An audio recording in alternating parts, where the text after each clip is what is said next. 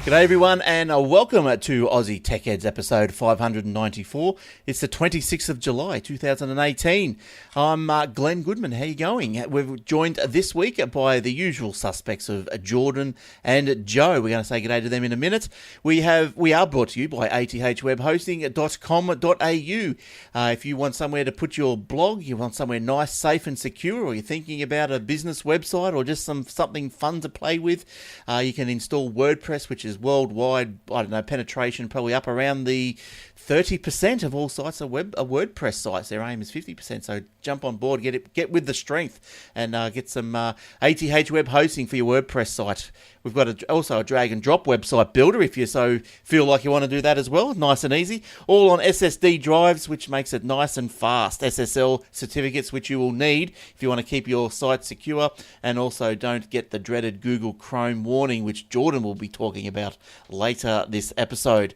On tonight's show, yes, we have got a Google Chrome warnings and what they all mean. We've got things from Microsoft, Google and Twitter. They're all joining forces to do some good stuff. A computer into a museum, we'll tell you which one, and heaps more. And I've also got a Fortnite little story to tell you. So it's all going on. You can find us at aussietechheads.com.au/podcast. If you want the show notes, jump on that website there, and there they are. I think all the way back to, God knows, I don't know, I haven't checked, but it goes a long way back. Facebook.com/Aussie Tech Heads and YouTube.com/Aussie Tech Heads, and you can get the paper. Look, we don't talk about the paper much. It just gets published by itself twice a day, and you can find it at aussietechheads.com.au/paper. Now it's just it's not just tech news. It's sport. It's whatever. It's in there. It's news and politics and all that sort of stuff. It's not a bad little read if you want to jump in and get that. You can get us on the Twitter and the other shows to look out for: the Aussie Mac Zone, My Tech Opinion, the Aussie Tech Crypto. All right, let's welcome the other two guys. Let's start with Joe, because here he is right at the start. Hey Joe, how you going? Yeah, I'm good, mate. Yourself? Yeah, not too bad, thanks. What have you been up to this week? Mate, I've been fixing computers again this week. Oh, okay. Board change. Yep, nice. What sort of computers have you been fixing? What's been the problems? Well, the problem with this one here was I had a random reboot of the computer. It constantly rebooting, and I discovered that it was the motherboard that was causing the problem. All right. So what did you do with that? How'd you fix that? I gave it a heart transplant. I gave it a new motherboard. Right. You're lucky. How hard was it to find a motherboard that fitted the CPU, or did you throw another CPU in as well? No. I just put the same CPU, same RAM, same everything. I actually made sure I made the choice of buying the right board without having to change. Right. I do have a slight problem though. I have to get Windows activated. I still have to work around that, fixing that. All right. Well, let's get Jordan in. He might have a couple of tips. I know I have. You probably already tried them, I guess. But hey, Jordan, how you doing?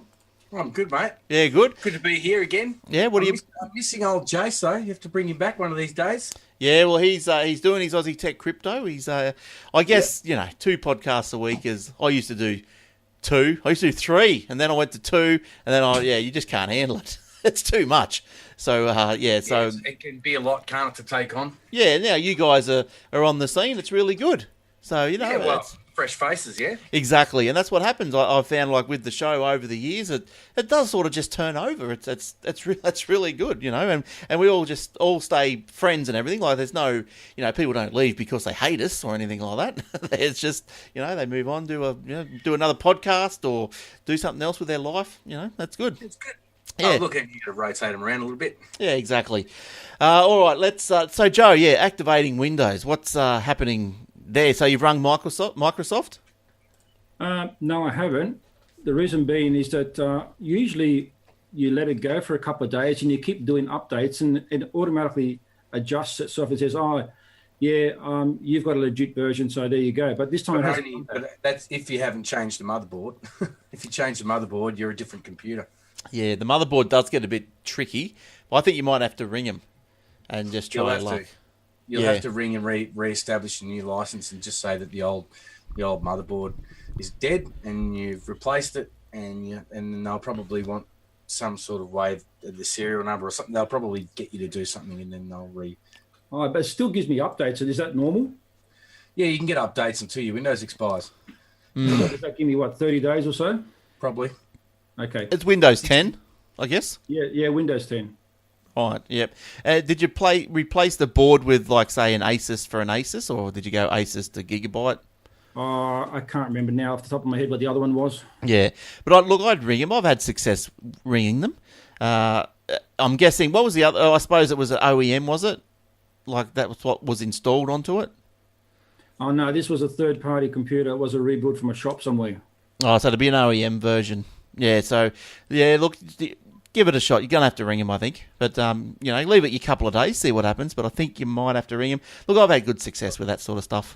So I can pretty much say definitely that if you've changed the motherboard, it's not going to reactivate. It thinks you're a different computer. Yeah. Because it doesn't register the hard drive or anything as the computer. It registers the motherboard. So if you've changed the motherboard, you've changed the computer pretty much. Yeah, so see how you go. All right, let's kick off with, what are we going to kick off with? We'll talk about all of them. Microsoft, Google, Twitter, and Facebook. They're going to offer a data transfer service, which is probably good for us. They're working to make it easier for customers to transfer their data between services without needing to download it, change the format, and or re-upload it. So that's pretty good. It's called the Data Transfer Project. The scheme builds upon Google's Download Your Data service, which was developed as Takeout back in 2011. So obviously this has been on the cards for a little while. That service allowed users to transfer their information to their Dropbox, Box, Microsoft OneDrive, and Google Drive accounts, but the open source data transfer project will take this one step further by letting any business support the service. So being able to transfer customers' data to other services was a bit of a requirement for the old EU, our old mates over there that like to control everything. As part of you would have everyone's heard of this, the GDPR, which is the General Data Protection Regulation. Now, if you don't know what that is, you notice that every time you've been going to websites, you get this site collects cookies, windows popping up all the time. Well, that's because of that. So the EU's made every site go through that. It's been quite common lately, hasn't it? I see that all the time. Yeah. Whether it's never been noticeable in the past or not, but well, flat out. Yeah, well, they're forced to do it now. Like if your website comes up or you're selling stuff into the EU, you got to have this warning to say the cookies are collected. It's more of a you've got to opt in rather than an opt out sort of situation with all your privacy settings and sort of thing. Not all of them, but cookies and that sort of stuff. So any firms who want to get involved in this scheme, this data transfer scheme, must agree for data to move both to and from their servers, and each amount must be authenticated independently. So, look, that can only be a good thing. Like, because I know, I'm trying to, as you know, move off Crash Plan for all my data storage because it's not recognising my network drives. You've been doing that for ages.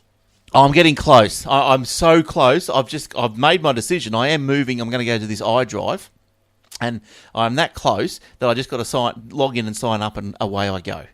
But I had a look at it again the other day.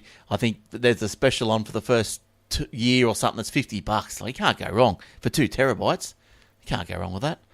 So I'm going to push it all up, and probably take me 2 months, but we'll see what happens. Yeah, but so that's the go with the Google. So that's good. That's good. Any comments on that? Pretty straightforward story. Yeah. It's kind of been real quick today. Yeah. Okay. All right. Joe, you got a couple this week to talk about. Where do you want to start? We have this one here from Google, who has their employees using a $20 USB device, and they're ditching all their passwords. And, right. So they've started using it in the last 18 months or so. Yep. And they haven't had a single point of success for a phishing attack on their systems. Right. That's all right. Yeah. So it's just a USB key that they put in place of their passwords and all their one-time codes, rather than running the tool as a Google Authenticator. So that means that while the USB key's in the computer, all the password fields must just fill automatically or whatever, and away you go. Yeah, pretty much. Basically, that's it. The way it works is you put the USB key in there, your laptop, your computer, whatever you're using, and then you push the little button on top of the device. Oh, yes. I'll show you. There's the button. Yeah. Yeah, see that little yellow button that it's got there? You go and push that little yellow button there. So rather than asking for a password or like a code generator type thing, like a last password or keep pass or one pass or things like that, you use this little USB device. Right. Now, that's called a Yubi key. Yubi? Y-U-B-I key. $20. Right, yeah. So that's a Yubi key. They've been using that in the past 18 months. But I've also heard that Google's making their own version of this security device. They call it a Titan security key. Nice, right. Oh, it's not a Google device, obviously. So is this going to be, can we get our hands on it? Like one of these? Can we use this sort of thing? Yeah, anyone can use that at the moment. You can just go, it's online, you can buy them. Apparently they've got them in all places like Amazon, and you can get them on eBay and stuff like that. Right. Would you rather use one of these, or would you rather use the key pass thing, Jordan? Because you're pretty much into the last pass. Well, I don't know. I'd be a bit sus on it because if you lost your USB key, you'd be kicking yourself. That'd be my first thing. You wouldn't want to lose it. You'd have to have a couple of copies of it. If you got a couple of copies of it, then you've got risk of someone picking up one or something. I don't know. I kind of like LastPass, but I tried one of those old USB things in the old days. We had one that would automatically detect when you're in the vicinity of your computer and unlock it or something. It used to carry like a little thing in your pocket, and if you're near your computer, it would unlock and open up for you, and then when you left, it would lock. Well, Windows 10 supposedly does that with Bluetooth and your phone. You can right? Yeah, it's called. Tried it. Yeah, I'm not sure. I tried it, and I did buy a little on the desktop. I can't find it now; it's hanging around here somewhere. But I did buy a little Bluetooth dongle, but I could never get it to work. So I've been meaning to try it on my laptop. Where maybe the Bluetooth dongle I bought was like $12. So I'm putting it down that the dongle was rubbish. But I'm going to try it on my laptop. But it's in the sign-in settings in Windows 10. You can sign in with the password or PIN number, or you connect your phone to it. And okay. Yeah, and then you can do the facial recognition one or whatever it is as well. Yeah. I had someone ask me the other day if there was a way they could, instead of having LastPass, just log into their computer and have all their websites and everything that they use automatically running and unlocked for them. And then when they log out of the computer to go somewhere else, or the computer signs out automatically, that'd be it. And they wouldn't have to, they get sick of even having to use LastPass. It's just an extra place to punch a password in. Yeah, see, I think the reason they want to try and introduce this is just as another layer on top of what you already got. Like, say, for example, someone pinches your laptop. How hard is it to break the administrator password on a Windows machine? Well, that's pretty easy. Yeah, that's right. Yeah. So someone breaks into your machine. What if you're using the administrator password as the Microsoft one? I've never tried. Not a local account, an actual Microsoft. If you know what you're doing. Okay. So therefore, someone knocks off your laptop, they get into your laptop, and you've got one key running everything, or LastPass and all that running everywhere. So they've got access to all your systems. So LastPass doesn't automatically log in, though. Yeah, I guess the benefit of this thing is that if you have got this key with you present, you can actually plug it in, and unless you activate it via this, then they can't. It's a physical USB key. I have a feeling, and Christopher and Annette on Facebook there says that the UB key has been around for years. I think I've heard of it too. It's a good idea. It is a great idea.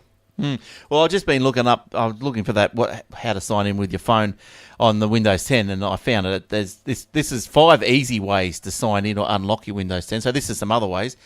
But yeah, like you're right though. Just to go back to your Windows password thing, Joe, you can crack them. All you got to do is you reset it back to nothing, and then you reboot the computer and it just comes back up. So it's pretty easy. But if you do that, you're resetting the actual drive, aren't you? There'd be nothing for anybody to steal once you reset it. No, not necessarily. You reset the admin password to empty, and so the password's empty. So when you reboot, it just logs straight in, as if how they log in with no password, just boom straight in.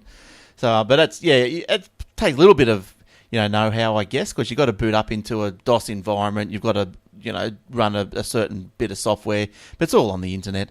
You can find it out. But anyway, getting back to this Windows 10 login, you can do it 5 easy steps. You can do your password, obviously, do it with a PIN, which I use. It's just, just bang, bang, bang, and I'm in.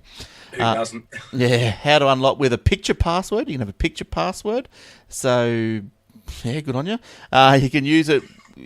How to use Windows Hello to sign into Windows 10. So, yeah, Windows Hello. Set up Hello and face recognition. You can use your Samsung Galaxy fingerprint sensor to unlock Windows 10. You can, and then the dynamic lock. That's what I was thinking about. That's how to activate dynamic lock in Windows 10. There's some instructions there. So I didn't know you could use a fingerprint scanner on your phone. That's pretty cool. Yeah, no, neither did I until I just read that. So it does. I'll find that later, I think. Yeah, it does say. Look, I'll copy that page there because I didn't put that. I'll put that in. I'll put that just underneath on top of Joe's first story. Okay, so if you want, show notes. Yeah, so it's there. The other thing it does is if you have a mobile phone. That particular device has also got like a NFC built into it as well, so you can unlock apps and stuff within your own phone with the NFC at the back of it. See, we've had this conversation before when Glenn, you introduced me to a little app called Authy. Oh yeah, how good's that? So that's this is very much the same sort of thing. It's the same, like with Authy, you don't have to have a USB. You can have an app on your phone, and then when someone tries to log into your Facebook, it'll notify you on Authy in the app in your phone, and then you have to use your fingerprint to approve it. Now, and that's the same thing with LastPass. LastPass has also got a little app, an authentication app, and you can put your fingerprint in. And Microsoft's got one too. So if you want to log into their Microsoft account, you can put your fingerprint scan. But I think like I try and use. I think Microsoft wants to keep itself, insular. I guess. Like I don't think you can do the Authy with the Microsoft ones. I know you can use Authy for the Google sites because I did it the other day. But the Microsoft's got one that works as well though. You can use theirs in other places as well. Yeah. But how many do you want? I only want one. I'm trying. I can't handle too many. Same. Well, what was I going to say? I was going to say something. Oh, yes. So normally these websites are pretty much, the two-factor authentication is optional. Like I don't think you've come across many that are mandatory. But I read that Xero, if you play with Xero, the online accounting, they are going mandatory. I think on the 7th of August, if I can remember the email correctly.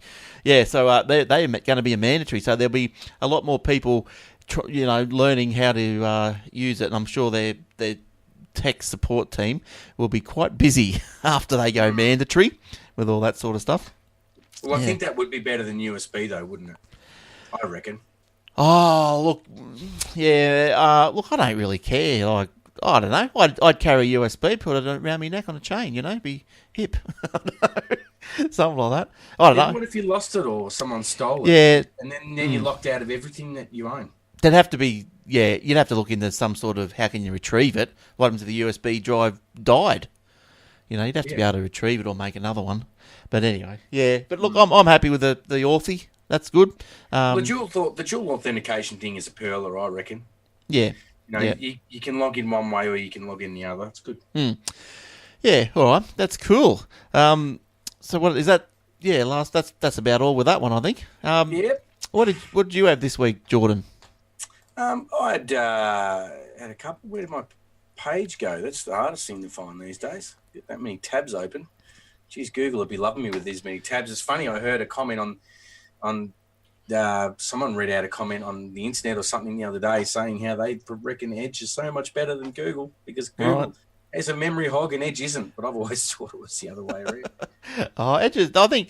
Look. I've been trying to use that Microsoft Teams and again, like it's easy enough. It's supposed to be a Slack competitor, for Slack. But yeah, I was trying to set it up with someone, and what I was trying to do is just have I had teams, might have been say my team, someone else's team, and someone else's team, and I'm a member of all these three. But the Microsoft Teams app wants you to sign in and out of each organisation before you can see what what the messages are. I find it totally ridiculous.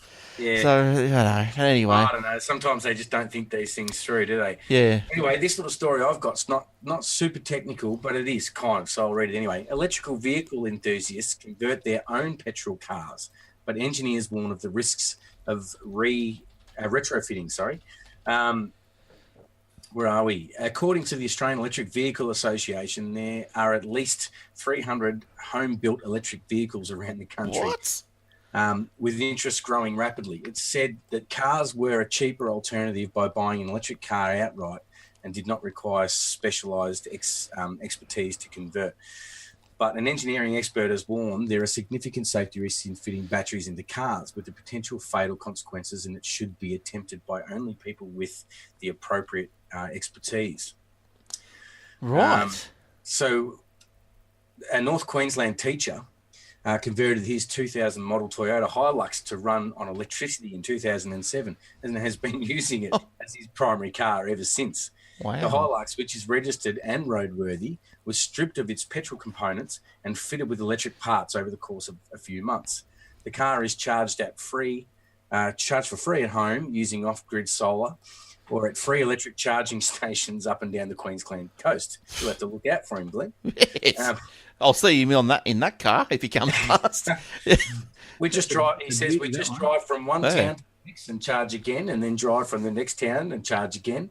He said if I charge from a public charge point, it charges in 2 hours. If I charge from my own solar, I can do it in 2 hours. If I'm charging from a standard wall outlet, I can do it in about 8 hours. He said he spent about $35,000 converting his Hilux to electric, but believes the amount he's saved on fuel means the car has well and truly paid for itself. No way. Do you reckon? The battery pack I've got in there is $23,000. So most of the electric stuff is not that much money, but the batteries are the big expense. Yeah, 23,000. That's a lot of fuel. Like to be, just for him to say break even. Since 2007. Yeah, well, because before you said that, I was just about to say that obviously it's a hobby and it's not a money-saving venture, because he must be into all this electric stuff, because you're not just going to go and do it to save money, are you? Because 23,000, that's 23,000 litres, say. He says here, he said this is now 11 years as electric drive, this ute, and whatever, it's not written very well, the kind of savings I've had just in fuel alone is more than $40,000. Oh. 11 years, he spent over $40,000 or $40,000 of fuel in, and the battery cost him $23,000. Oh, put one of those in a motorhome and you'd be set. Solar panels on the roof, self-charging, eh? That'd be great. Yeah. Oh, in a caravan, yeah. Yeah, that's the way to go. So that's an interesting story, but it just says that you can do it yourself. I'm not going to read the whole thing, but in the article further down, it says you can do it yourself, but you're best to have someone who knows what they're doing, obviously, because the most technical part is the computer programming. Did you remember... That's about as technical as it got. So you need to be a computer programmer to do it. Do you remember when you were younger that people used to run a lead from their battery of their car, young guys just got their car or whatever, you run a lead from their battery to the car and just let it dangle on the ground, and they come over here and touch the car, and you touch the car and get a little shock out of it. I don't know. But anyway, what do you reckon of that, Joe? Is electric cars and batteries up your alley? That's not something that I'd be getting into, no. But I must say, though, it'd probably be a good idea for a bike. If you want a little bike to run around in electric power, that'd be probably good for that. Well, a $23,000 battery for your bike. Yes. No, I mean, like you get a little electric bike, making yourself a little electric bike probably better.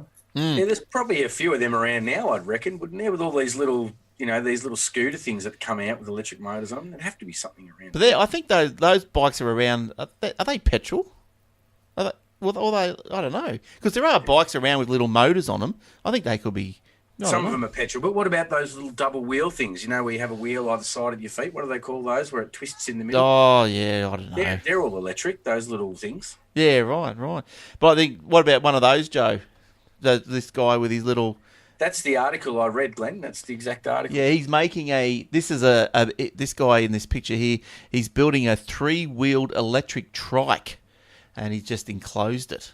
Yeah, so, look, I don't know about that one. That probably. I wouldn't. No. Wouldn't get in that? No, I wouldn't get in that. All right. Now, Australia's first computer has moved into a Melbourne museum. So Melbourne's Science Work Museum has brought in Australia's first ever computer, the Commonwealth Scientific and Industrial Research Organisation Automatic Computer, or the CSIRAC. And it's been wheeled in. Well, probably not wheeled in. It's probably been trucked and lugged and pulled and pushed and hydraulically lifted in. It's into the Think Ahead exhibition. And look at that. It's so old, it only exists in black and white photos. There you go. The computer is half the size of a shipping container and about a millionth of the speed, computer power-wise, and volume of a smartphone. And one of its best... It was one of its best when it was built in 1949. It is Australia's first stored memory computer and the fourth in the world to ever be built. So how'd you like one of those in your bedroom, Joe? No, thanks, mate. No, a bit. The gadgetry there's a bit too early. Do you have a time limit on your gadgetry? Myself? Yeah. I usually, as long as I keep working, I keep them. Right. I don't upgrade just for the sake of trending, because of trends. Yeah. Yeah. So so that's massive. Like the phones. Yeah, we've got to upgrade those every 12 months when we don't need to. Hopefully, I won't anymore. How's your YouTube going, Joe? I saw you. You're getting a few things sorted out, and we're going to look pretty professional pretty soon, aren't you? Yeah, that's right. Yeah, I'm starting to get a few of those intros ready for my YouTube videos. Yeah, nice.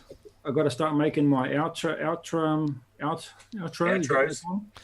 and intros. Yeah. What did you make those intros with? It's an app on the Google Play. Let me see what it's called. So what, you made them on your phone? Yeah. Oh, how cool is that that? particular one I made on my phone. Right, and what, you just export it into what, an MP4 or something? That's right. Yeah, it gives you the export option. Nice. And you save it to your phone, and then you can share it. So much easier than trying to learn like This After one's called Effects. Intro templates. Oh, how good's that? I'm going to have a look at that, Joe. I might be easier to do intros and outros for this show. Have you ever, Yeah. I don't know if anyone's ever hung around for the outro of the video, but it hasn't been changed for 5 years. It's dated There's 2013. There's a lot of free stuff that you can use to do your templates and stuff with. But look, I just use free stuff, and the way it came out pretty good. Yeah, no, it looked good. I saw a sneak preview of it that you put up somewhere, and it looked really good. I was really impressed. But what's your YouTube channel? Because we can go there pretty easy now, can't we? Yeah, it's pretty easy now. It's joethegadgetsman.com/YouTube. Oh, how easy is that? Good stuff. Good stuff. Or what's your web? So that's your webpage minus the YouTube, joethegadgetsman.com.au, and also your Facebook. You're pushing that too? Yeah, facebook.com/joethegadgetman. You should have had joethegadgetsman.com/Facebook. Yeah, send me your Facebook link, and I'll do that for you too. Thing. Yeah, yep. All right, what else have you got, Joe? Anything else? You got to do something about that on-air sign. I'm seeing on Facebook that no one can see your on-air sign because it's behind your head, Glenn. Yeah, I tried. There it is. You have to squat down a bit so we can all see it flashing in the background. Well, it's lucky to be. Actually, I should have probably left it where it was. You probably could see it actually, looking at the shot there. I want one of those. Can you get me one of those, Glenn? Yeah, I will. Yep. I want one of those. I want to put one behind me as well. All right. I'll go for a walk. He might be listening, Steve. If the guy who makes them down the road, you should tell him to make them as Aussie Tech Heads. Make a blue one that says Aussie Tech Heads. Well, you online. could. I think he's open to custom. Might cost a little bit more, but he's open to custom. But I'll get a price for you, Joe. No worries. Thanks, mate. And see how you go. What else? Did you have another story? Yeah, I got one here from Amazon. Good old Amazon. What are they up to? Amazon apparently are making it easier for their Alexa devices to work together with other Alexa devices. Right. I didn't think there. Is there a problem? Is there? Like they don't. Well, apparently at the moment, what's happening is you might have some official Amazon products that have Alexa built into them, and as soon as you say, "Hey, Alexa," there's about 4 or 5 of them that open up and say, "Yes, what can I do for you?" So you get like a whole chorus of help. I've got a little. I'm not sure whether you can put that up on the screen, but I got a little little Twitter thing from Ask Christ that it gives you a bit of an example of what it does. All right, well, let's have a look and see if I can get this up on the... But anyway, as basically, yeah, that thing there. Hit that play. All right, hang on, play. Oh, is that just a picture? Or No, it should play. no play? Hang on. So what is that? Status. Oh yeah, so that's active. That follow button, that's active. Doesn't want to play. No, spacebar don't do nothing. Anyway, what it does, what the guy does. Try just clicking the picture, Glenn. No.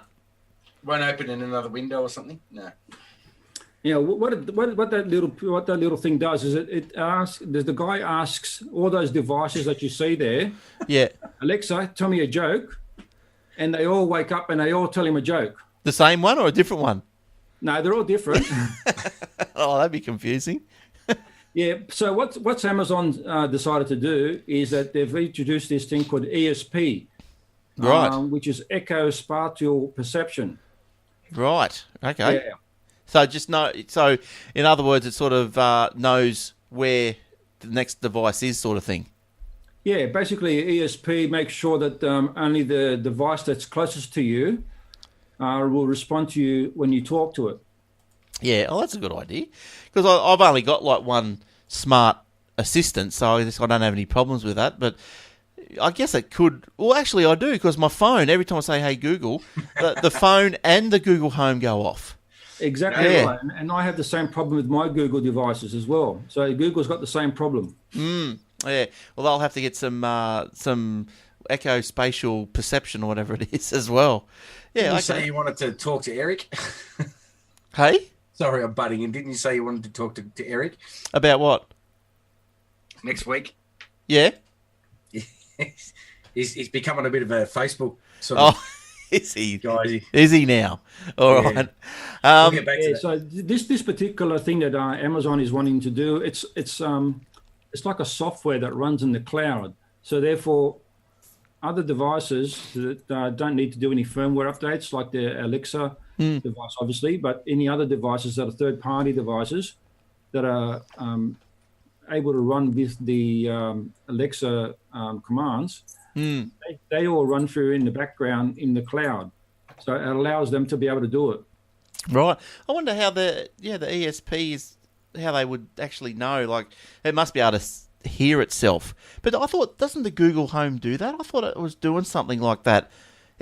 Oh, that's right. There was something where you could walk through the house. It would delay the sound of each one or something. So if you were down, say, in another room of the house, you weren't getting two differing sounds. It was the same sound because one was delayed or something. Oh, it was ages ago. I can't remember. Yeah, I seen a bloke do a YouTube video on a whole house enabled Alexa device, but he's gone to a big extent. He's gone to use the 3.5 headphone jack, which goes into something that goes into something that goes into something, and he then enables the whole house that way. It's really interesting the way he's done it. Right, I think I might have found this bloke. Hang on. This might have been him here. It marks the 10th. When I was talking about blah, blah, blah. Have we got a video? Whoa. Turn that down. Yeah, so what's he got? He's in the kitchen. Turn the lights off and on. Set the thermostat, all with Alexa. Yeah. Exactly right. Yeah, that's the one. Yeah, allows you. He's got an intercom so you can intercom from one room to the other. Yeah, I know. That's where it's all going, isn't it? That's where it's going. Yeah. But the only thing that this particular ESP won't do is that if each individual device has an alarm, or if it's got a timer or a reminder or some sort of a reminder set on it, it only has to work on that particular device only. Right. Yeah, so you can't. So if you've got a timer, say on the furthest device, you can't tell the one closest to you to turn that one off. Oh, okay. Yeah, right. Sorry, I will rephrase that. You can tell it to turn it off, but you can't. The first one won't respond to make the last one turn off. If you know what I mean. Oh, okay. It only turn off on one and not the other. Yeah.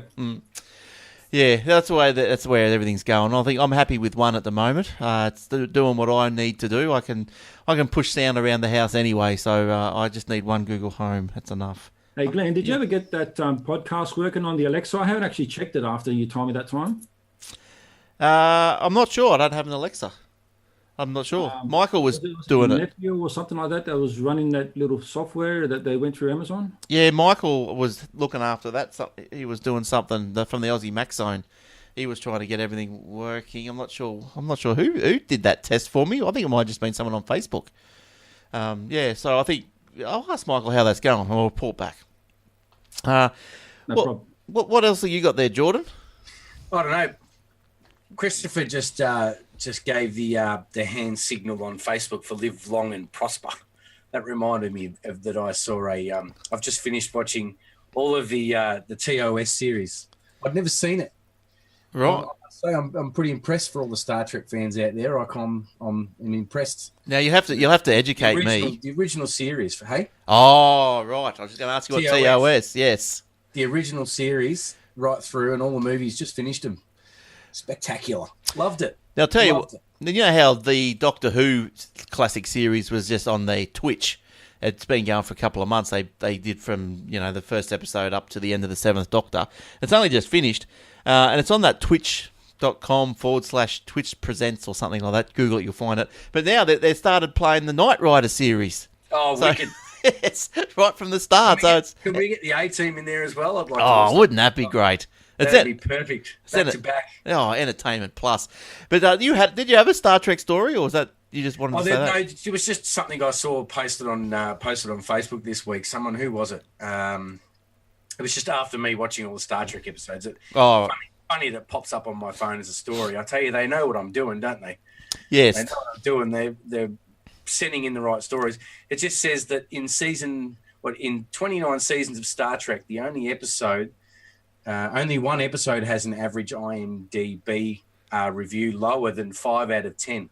Episode 22 of season 2 in The Next Generation, Shades of Grey. I haven't seen it yet. It's supposed to be the worst episode of Star Trek ever. Is there any black and white episodes of Star Trek, or are they all glorious colour? There was originally. There was the ones with the first. I think there was the first few. There's just a handful with Captain Pike. He was before Kirk.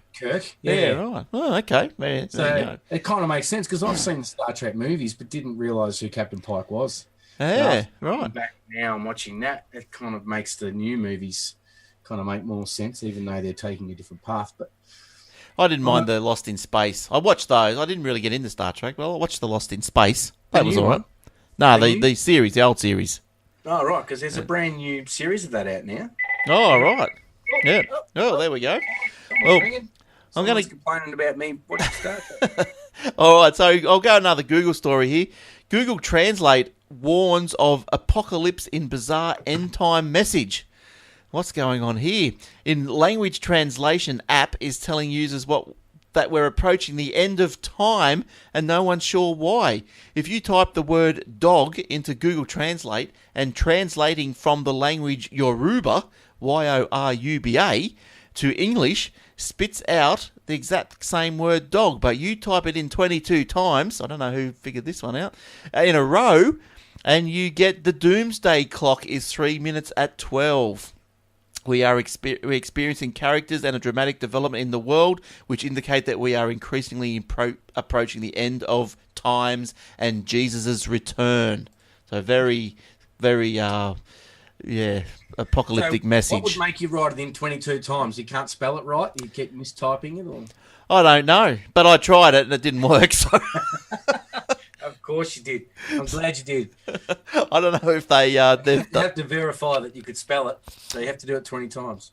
Yeah, so it didn't work. And there was, look, I don't know if this was just a big hoax or what, because some sites, because I thought, well, that didn't work. So I started looking at the story from other sites. And the other sites are saying, "I type it in 15 times, and on the 16th time you'll get it, and all this, and then type it 20 times on the 22nd time you'll get it." But yeah, I couldn't get it on any. I have heard of the Doomsday Clock before, but I haven't heard of anyone trying to translate it or type it in or anything. Nah, not like that. No. Yeah, a bit of fun, except if it's true. Well, you know, how many theories do we need? There's that many of them. Just get on YouTube and you'll be overwhelmed with different theories. Yeah, Joe, are you a Star Trek fan? Sorry, going back to Star Trek. No, I can't say that I am. I'm not. Haven't been following it. No. What about a Star Wars fan? No, not even Star Wars. Oh, what? What? Neither am I. That's it. You're off the show. What about Doctor Who? Sorry, Doctor Who. Oh, no. I know. What a disappointment. I'm sorry, guys. It's just wasn't into it when I was younger. What? Do you follow the footy? No, I don't. No, well, I don't either, so you're all right. What's going on here? Just gadgets. That's why you're Joe the Gadgets Man. .com.au. What other stories have you got, Joe? You got another one? Yes, I do. I've got an Apple one this time. Oh. Ooh, careful. Ooh, okay, look. Careful, Eric's listening. Apple may exclusively use Intel modems in 2018 iPhone models. Apparently, Apple and Qualcomm have officially broken up their partnership. Oh, well, there you go. Yeah, there's some ongoing legal disputes with Qualcomm, which looks like a big impact on the components used in this year's upcoming iPhone models. Right. Well, I guess people just change around, don't they? That's all right. Things go in, things go out. They obviously Intel's given them a better deal. That's probably what it's come down to. Well, the CFO reckons of Qualcomm reckons that Apple intends to use only the competitors' modems, namely the Intel ones, other than using their own ones. Because at the moment they're using both, I believe. They're using both the Intel and the Qualcomm. Yeah. Yeah, okay. Well, so that's because of Apple says that Qualcomm has been overcharging them for the use of their LTE modems, which is an essential part of the phone, but they are in legal circumstances about that now. Oh, so they're in a legal dispute about Qualcomm overcharging. I didn't think Apple. I thought Apple wrote the book on overcharging. I didn't think there'd be any issues with that. Jeez, Apple's been also distancing itself from other Intel components as well, like the Bluetooth and the Wi-Fi mobile chips. Yeah, that's right, and the chips. Yeah, and the MacBook processors. Yes, yeah. So I don't know. They could go for another company, MediaTek or something like that, to run their processors, but I don't know. Look, it's probably the boss of the modem division and the boss of Apple's wanting a modem division in my phone division. They've probably had a beer together and they've hit it off. They went, yeah, well, you scratch my back, I'll scratch yours. Here's 100 million, and we'll call it a deal. Well, yeah, 5G's so close anyway. They're going to have to change their whole tune again in another, 12 months anyway. Well, yeah, this is the thing. They're saying that because of 5G, they think that Apple's going to stick with Qualcomm, but otherwise I might miss the boat with the 5G chip. But I don't know. We don't know yet at the moment. Sorry. What would you guys do? You guys look at the particular processor and like what brand it is, and like of all the Bluetooth chips and the Wi-Fi chips when you buy phones, or you just this is good enough? You look at that sort of stuff? I do to a certain extent, not a great extent, but like sorry. I was just going to say, what's the Xiaomi phone, whatever it is? Xiaomi, is that how you say it? The Xiaomi phone that you've got? Xiaomi. It's the Mi A1 or Mi A2 or whatever it is. Yeah, the Mi A2. I think it's the Snapdragon Qualcomm. Snapdragon is Qualcomm. That's right. So I when I bought that, I looked at the specs and I thought I just wanted to make sure that the speed of the actual processor was up to scratch. I don't suppose I really cared who made it.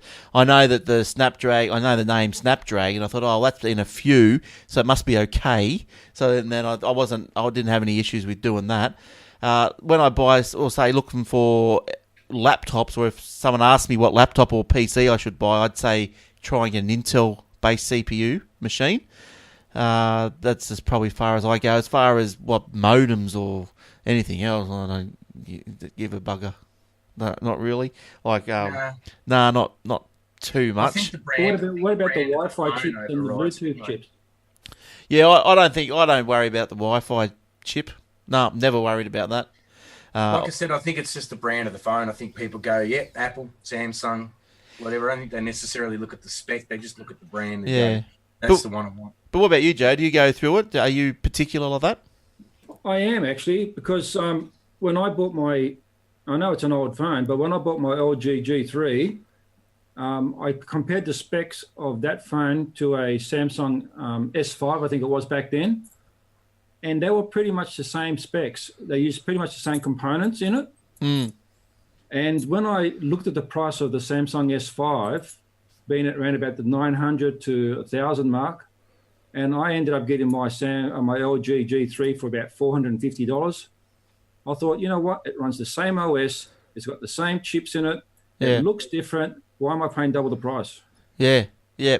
So Well, that's the same as the Mi A2 that you've got, Glenn. You know, you can look at the specs on that in comparison to a Google Pixel. And they're very similar. Very similar. I guess when I looked, Yeah, $250 yeah, instead of 1,000. I guess when I looked at the specs for my phone, I sort of didn't look at the maker. I just looked at the speeds or the size. You know, like the figurative details. I didn't say, oh, it's a Snapdragon Note like that. I'm not going to get it. If it was something like the CPU's and a Opus or something, I'd probably go, oh no, that sounds a bit pus, so I won't have that. Or the CPU's Silver Sonic. Oh no, I better not do that one either. But Snapdragon, I have to do a Snapdragon. But no, I just probably more go size of the RAM, speed of the CPU, and then just work down from there, I guess. Yeah. In the old days, in the computer days, still to these days, I used to compare the Intel and the AMDs all the time. I used to pick between those two because, Intel had, at the time, kind of a good core, and then AMD did things in caching a bit differently and better sometimes for gaming, and then Intel better for something else.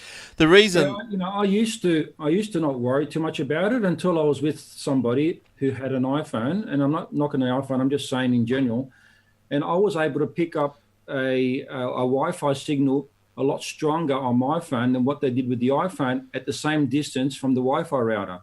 And I'm thinking to myself, hang on, there's got to be something in this. So, was it an iPhone 4? You really consider what type of chip they're using, how good is it, what brand, what model of the brand, what firmware it's running. But remember that iPhone 4, when they came out, they had issues with the Wi-Fi, and it was because of the way that they had the aerial wrapped around on the inside or something. And Jobs I think it was one of his famous ones. He goes, "Well, you're holding it wrong," because people were holding it in their hand, and it was sort of muffling the Wi-Fi signal because the antenna was in the palm or something. And Jobs says, "Well, you hold it wrong, hold it different," or something to that effect. Well, it makes sense, doesn't it? That's what happens. But I didn't think Apple really listed their brands and makes and models of all their different. Well, you're right, Jordan. They don't list it. All they promote is how good their camera is and what they can do with their camera. You can shoot a shot this way, you can shoot a shot that way, and you can panoramic view, and you can add all these different emojis into it. I would think that, to me personally, it would be more important to know what kind of Wi-Fi chip it's running, what kind of Bluetooth chip it's running, what type of LTE modem it's running, how good is it? Like, those sort of things has fallen by the wayside. They don't seem to be of importance much anymore. No, you're right. Because if you're an Apple or whatever fanboy, you're not going to care, are you? Like if you go, I'm going to line up for 5 days to get the latest Apple, you really don't care what's in that device. You just want it. So I saw an Apple rumor the other day, and I can't remember exactly what it was, but they said there was a Sony camera or a Sony something or other that's going in the new iPhone next year or something. It's the first time I've ever heard them list a brand of something. But talking to Steve Jobs, he was apparently when was that? I mentioned him just before. in passing. But we're talking about Steve. Apparently, he was shocked. Like, you probably thought the success of the App Store, he probably took it in stride. But no. After the release of iOS 2, Apple launched the App Store. A few weeks after it launched, Jobs interviewed or invited a journalist from the Wall Street Journal to the company's headquarters for a rare on-the-record interview. So 10 years later, like now, the full transcript of that interview has been released, and it contains some revealing insight as to the crucial time for the company. Steve Jobs said, "We didn't expect it to be this big. The mobile industry's never seen anything like this. To be honest, neither has the computer industry. The rate of app downloads far outstripped the rate of song downloads during the early years of iTunes, a fact that really surprised Apple." So, look, I tried to have a look at this transcript, but it was behind a firewall over there at the Wall Street Journal. But someone might be able to Google it and find it elsewhere in a couple of days. He went on to say, "We have over 1,500 applications on the App Store today." Imagine that, back 2000 and what was it? 2000 and iOS 2, so that must have been 2009, something like that. Only 1,500 applications. "We thought that the input would start to slow down from developers, but it's accelerating," he said. To the rate of these days today, Apple Store generated more than 51 billion Australian dollars. That's massive. That's a 34% increase from last year. Since its inception a decade ago, Apple has paid out more than 107 billion Australian to app developers. And Steve Jobs said, "I would not trust any of our predictions because reality has so far exceeded them by such a great degree that we have been reduced to spectators, just like you, watching this amazing phenomenon and just doing our best to try and help everybody get their apps done and get them on the store," he said at the time. So it looked like a pretty good interview. Shame it's behind a firewall. But because the website, in the show notes, there's a link to this story and then onto the Wall Street Journal. But the story it said, the audio can be heard here. But I clicked, I couldn't get no audio. But it might be fixed in a couple of days. So if you're interested on that story, just keep looking for it. Just keep googling it, because I wouldn't mind having a bit of a read of that too. Yeah. I can still remember. I think I watched that first keynote with the first iPhone. It was pretty good. Yeah.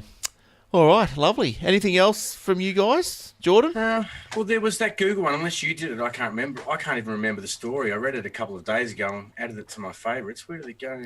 I think that's the one about the secure Chrome. Yeah, here's what Chrome's new security warnings actually mean. Is there new warnings in Chrome? Is there? Yeah. You know anything about it, Glenn? You can go for it if you've got that story. Oh, no, I think we did it the other week. It was just about, I think, the 1st of July or something like that. Chrome was going to start telling you if the site you're on wasn't secure. Oh, we did read that. There we go. And I can't really say that I've noticed anything out of the ordinary. No, neither have I. I can't think of an unsecure site I can... It says you'll see a big not secure button in the address bar whenever you pull up a website that starts with HTTP instead of HTTPS. Well, I can't even think of a site. I'm just trying to think. I'm punching one in now that I think... Will you ignore this warning? Probably. Well, you should probably not. Yeah, well, maybe my Chrome's not up to date because I just typed in one and it's not happening. I didn't see no big button. I'll go about Chrome. Maybe I need an update. Checking for update. I haven't seen it in mine. Oh, it's updating. Now I've done it. It's always been green. Like if it's, I've always seen it as if it's green and it says it's secure, you're good to go. If it's red, then there's that many unsigned certificates that aren't signed by reputable dealers, and that's why they turn red. But yet they're still encrypted. Yeah, well, I've just checked for an update. So yeah, she's updating now. So I'll probably, when that's finished, I'll have a look and see if that happens. I think that's all I had. What about? Let me go back to my tabs and see if there was something else. We did that one. Oh, there was the Telstra one. Just quickly, most of us. What is it? Most of us wouldn't sign up to a $199 phone bill, but there's new costly deal. What's this? Oh, Telstra's new costly deal is being hailed as a good one. Oh, geez, I've jumped into this. It was expected Telstra's new plan announcement on Tuesday will be lower price deals to compete with cheaper providers in a competitive mobile market. But the telco instead announced one of the most expensive data plans around. A $199 unlimited data deal is aimed at customers with crazy streaming demands to people who run small businesses and upload a lot of the files and content on their phones on the go, or those doing video conferencing. So to touch on this, it sounds like they've released an unlimited plan for $199 a month, which is pretty good. And they're saying that it's good that they've done it because it'll encourage competition now for other businesses to do the same, or other big companies to do the same at lower prices. So well, I had voted. Maybe there's hope for us yet to get rid of this limited data thing on mobile phones. Yeah, but to be honest, I don't use a lot of data on the phone. I'm probably always at home. I never leave home. That's probably why. But you probably would if you could, wouldn't you? I don't know. Would I? I upload some of the show, like this show, to the internet through it because it's a lot faster. But I get 4 gig or something a month. That's enough. Like, you don't, yeah. Yeah, that's just enough. I don't need any more. Like, I don't do a lot of FaceTiming or video conferencing or anything from it. I want to probably start getting more into that. Maybe a bit more FaceTime live and all that. So yeah, maybe it starts sucking it up then.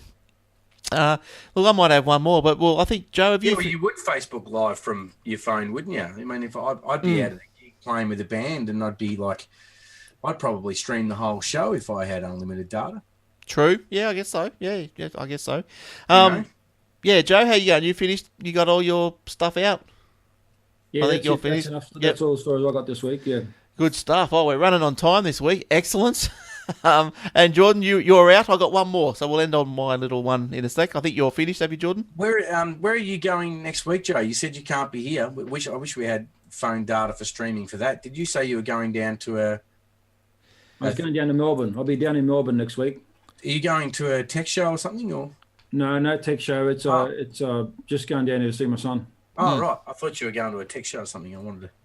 No such luck. No such luck. He's usually off gracing some show somewhere, getting all the information and gossip. Yeah, that's right.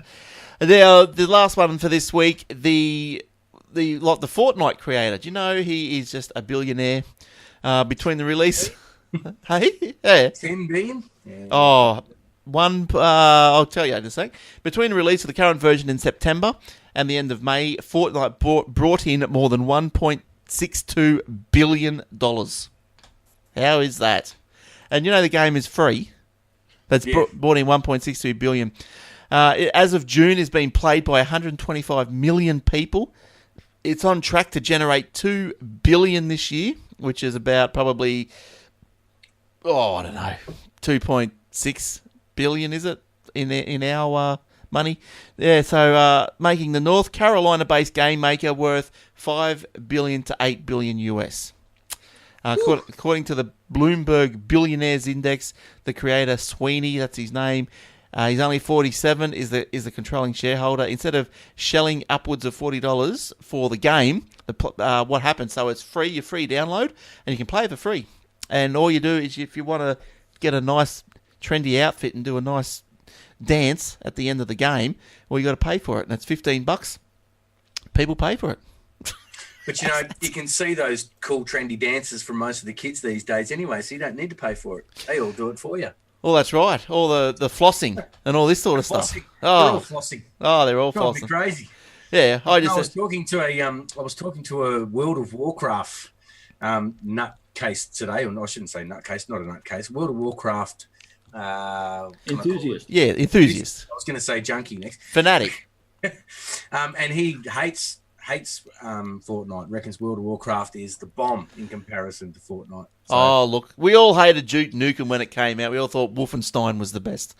So whatever you learn on, I guess, whatever's good. But well, good on him. It just takes one good idea, doesn't it? It's like Flappy Bird, Yeah. Yeah, just one good One idea. good idea and you're done.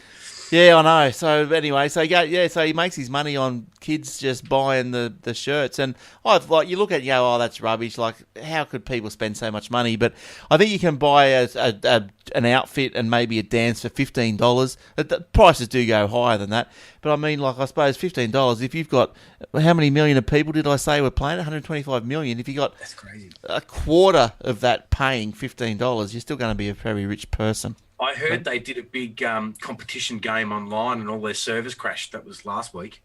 And Oh, right. very apologetic for that they got bombarded. Apologetic. Yeah, very apologetic. Got bombarded. There was supposed to be 10 rounds or something, and they got to about 4 or 6. I'm only going by reading the story as memory. And then they had to actually pull it. Yeah, right. The servers down. So if they got absolutely swamped. Yeah, okay. Well, there you go. I know the kids. I think it was it must have been that weekend. It went down for about a day, and it was. I thought it was due because they were launching another like season 5 or something, which is like an update. And Just a big online competition. Yeah. Oh, and the kids were going crazy. Going, I think it was like $100,000 or something. Yeah, I was getting text from Izzy at school. She was at school, and I'm getting text going, is Fortnite on? Is Fortnite back up? Is it back up? Is it back up? I'm going, hold your horses. No, it's not. I wouldn't let my boy have a go of it, and then I finally gave in and downloaded the free one from their site and put it on his computer, and he played it for about. I don't know. He played it for a couple of days. Now he's over it, sick of it. So yeah, right. Yeah, okay. Oh, it's apparently addictive. Yeah, I can't operate the controller. It's too many buttons and knobs. I can't do it. Too confusing. That is. All right. Well, I think we better end. That's about it. That's all we got this week for you guys. So hope you had fun. And next week, a special guest. Well, we might have. Around, maybe Eric. We might have. We'll see. He hasn't posted another thing on Facebook since I mentioned his name. He's gone quiet. Yeah, so if we can't find a third, because we'd be without Joe, so it'll just be me and Jordan next week. So I'm sure we can have some fun, just the two of us. Numbers will drop. No way. Without Joe, they might. I should have told people he wasn't going to be in, should I? Now I pre-warned them. Now they can't be bothered. All right. Anyway, thanks, Jordan. Thanks for coming in. Thanks for doing the Facebook streaming, and hi, Facebook. And we'll see you guys next week. Thanks, Joe. Yeah, thank you. See you later. Joe, thegadgetsman.com.au/YouTube. Go and Facebook to come. And Facebook to come. So go and subscribe to his YouTube channel. He's got some nice new intros coming. They're coming to wrap around his videos. So stay tuned for those. All right, guys. Thank you very much. We'll see you guys, listeners, next time, which will be next week. Okay? Till then, go the Sharks. Bye for now. Ta-ra.